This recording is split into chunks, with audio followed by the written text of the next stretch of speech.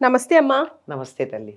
అమ్మా, గుడికి వెళ్ళేటప్పుడు ఆడవాళ్ళు అలంకరణలో భాగంగా పూలు పెట్టుకుంటారు కదా, తల్లో పూలు పెట్టుకోకూడదా? ఎవరు చెప్పారమ్మా పెట్టుకోకూడదని? అంటే ఈ మధ్యకాలంలో మన టీడీపీ అర్చకులు, ప్రధాన అర్చకులు వారు చెప్పి ఉన్నారు కదా, పూలు పెట్టుకోకూడదు తల్లో అలంకరణలో భాగంగా. టీటీడీ ప్రధాన అర్చకులు చెప్పింది అంతే కదా.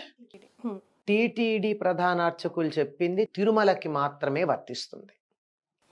అక్కడ పెట్టుకోకూడదా నిజంగా? కొండ మీద గుడికెడితేనే కాదు, కొండ ఎక్కిన తర్వాత పూలు పెట్టుకోకూడదు. ఎందుకని?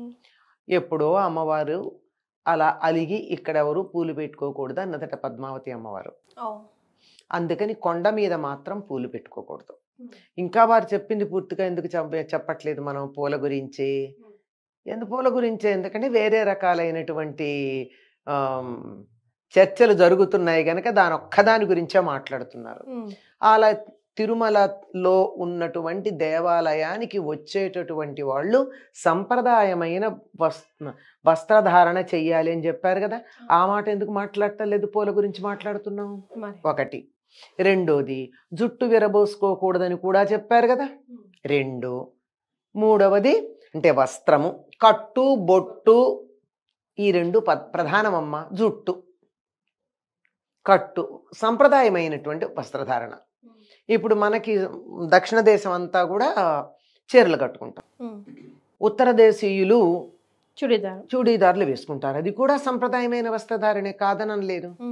చిరిగిపోయినటువంటి జీన్లు అలాంటివి, ఫ్రాక్స్ అలాంటివి పనికిరావు. చక్కగా సంప్రదాయమైనటువంటి వస్త్రధారణ మా చూడీదార్లు వేసుకోవచ్చు, పంజాబీ సూట్ వేసుకోవచ్చు, ఇంకేవో చాలా రకాలు ఉన్నాయి కదా, అందులో పేరు రకరకాలు ఉన్నాయి. అట్లాగే చీర కట్టుకోవచ్చు. సంప్రదాయ వస్త్రధారణ ధరించమన్నారు. అది కూడా ఆడవాళ్ళకి మాత్రమే అని అనుకుంటున్నారేమో మగవాళ్ళు కూడా, అందరూ. తర్వాత ముఖాన తప్పనిసరిగా బొట్టు పెట్టుకోవాలి. ఈ మధ్య కొంచెం అధికంగా కూడా అయింది. మనం మామూలు బొట్టు పెట్టుకున్నా కాదన్నట్టుగా పక్కనే ఉండి నామాలు పెడుతున్నారు కొంతమంది. అది వాళ్ళ ఇష్టం. కానీ ఏదో ఒక బొట్టు మాత్రం తప్పనిసరిగా ఉండాలి. నేను దేవుణ్ణి నమ్ముతున్నాను అనడానికి నిదర్శనం ముఖాన బొట్టు. అది విశ్వాసం. భగవంతుణ్ణి నమ్ముతున్నాను, పునర్జన్మ నమ్ముతున్నాను అనడానికి సంకేతం ముఖాన బొట్టు. అంతర్థం ఇంకా చాలా ఉంది. అసలు బొట్టు పెట్టుకోవడంలో చాలా విశేషం ఉంది. అది వేరే. ఇది బొట్టు ఉండాలి, కట్టు ఉండాలి. అలాగే జుట్టు కూడా విరబోసుకుని ఉండకూడదు. జుట్టు విరబోసుకుని ఉండడం అన్నది రాక్షసుల యొక్క లక్షణం. మనం రాక్షసులం కాదు కదా. మీరెప్పుడు యాంటీ. అంతే కదమ్మా.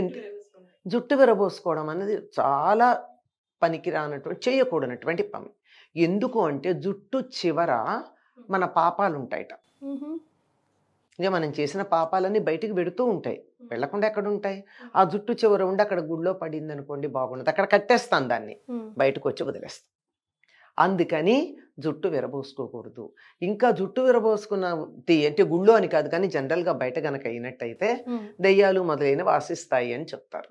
సరే, ఇంకోటి మీరు అడిగిన ప్రధానమైంది అంటే, ఇవి మీరు చెప్పలేదు కనుక ఇవి చెప్పాను నేను. ప్రధానార్చకుడు చెప్పిన నియమాల్లో ఇవి కాక చెప్పింది తల్లో పూలు పెట్టుకోకూడదు. తిరుమల కొండ మీదే పెట్టుకోకూడదమ్మా, గుళ్ళోనే కాదు.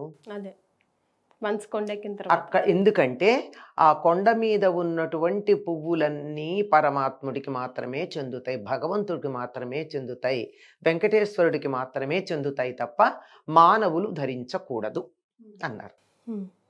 ఇదే మనకి గోదాదేవి దీంట్లో ప్రారంభంలో వ్రత నియమాలు చెప్తూ తాను చేస్తున్నటువంటి ధనుర్మాస వ్రతంలో కళ్ళకు కాటుకు పెట్టుకోము, తలలో పూలు పెట్టుకోము అని కొన్ని మాటలు చెప్తుంది. పాలు నెయ్యి తినము, పెరుగు కూడా పాలు పాల వస్తువులు తినము అని చెప్తుంది. ఎందుకంటే గోకులంలో ఉన్నటువంటి పాలన్నీ కృష్ణుడికి చెందినవి, ఇక్కడ పూసిన పూలన్నీ కృష్ణుడికి చెందినవి, మేం ధరించమంది.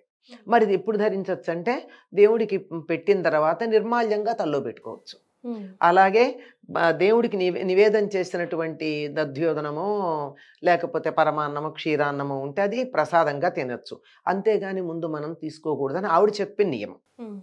కానీ తిరుమలలో మాత్రం అసలు నిర్మాల్యంగా కూడా పువ్వులు తల్లో ధరించకూడదు. ఆఖరికి పెళ్ళిళ్ళు చేసుకునే వాళ్ళు కూడా ధరించరు. పూల జడలు ఉండవు.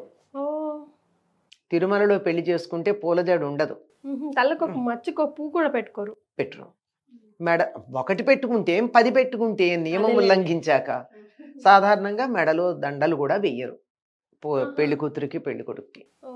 అక్కడ దండలు వేయదలుచుకున్నట్టయితే కర్పూరపు దండలు ఉంటాయి కదా, అవి వేయడమే తప్ప గంధపు దండలో యాలకుల దండలో అట్లాంటివి వేస్తారే తప్ప పూల దండలు వేయరు.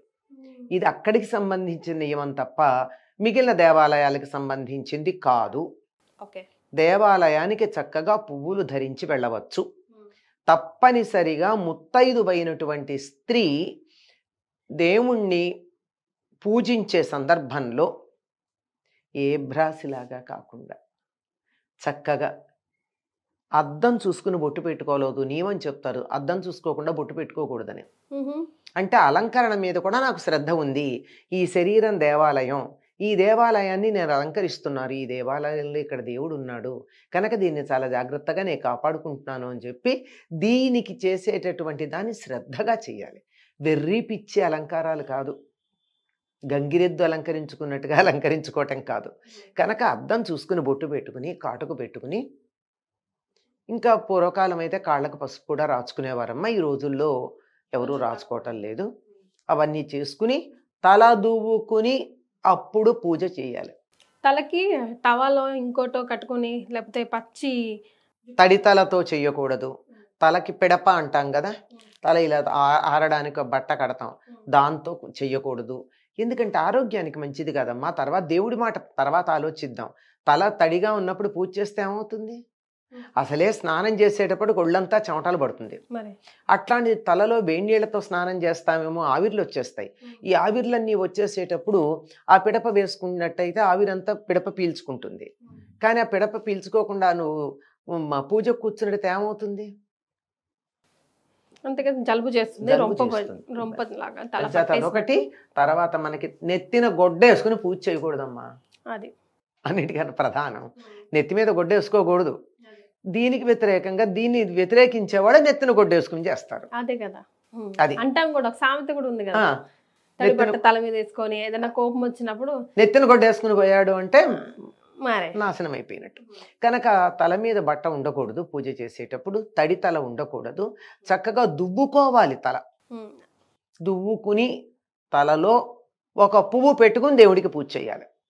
అట్లాంటిది పెట్టకూడదు అన్నది ఒక్క తిరుమలకి మాత్రమే పరిమితం అమ్మ, ఇంకెక్కడా కాదు.